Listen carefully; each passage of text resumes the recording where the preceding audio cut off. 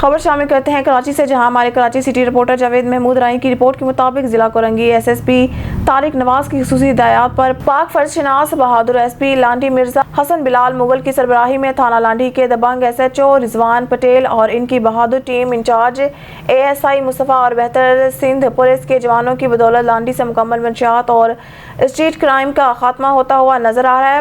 بانیان ریاست پاکستان بہادر بیٹی خادم انسانیت محترمہ پروین مغل صاحبہ، چیئرپرسن تنظیم برائے انسانی حقوق جانثار پاکستانی قوم ویمن ویلفیئر محب وطن اتحاد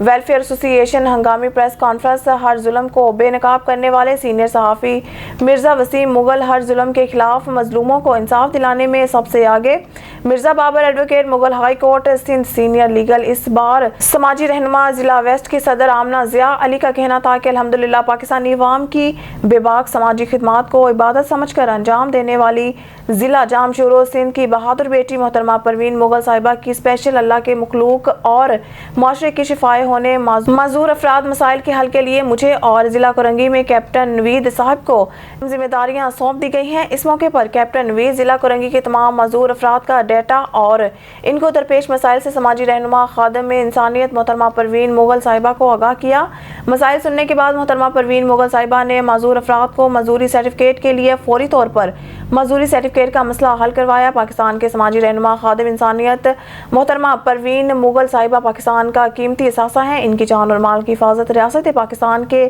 حساس ادارے پاک رینجرز اور بہادر سندھ پولیس کے افسران بالا کی ہے۔ وائس آف سماجی رہنما آمنہ ضیاء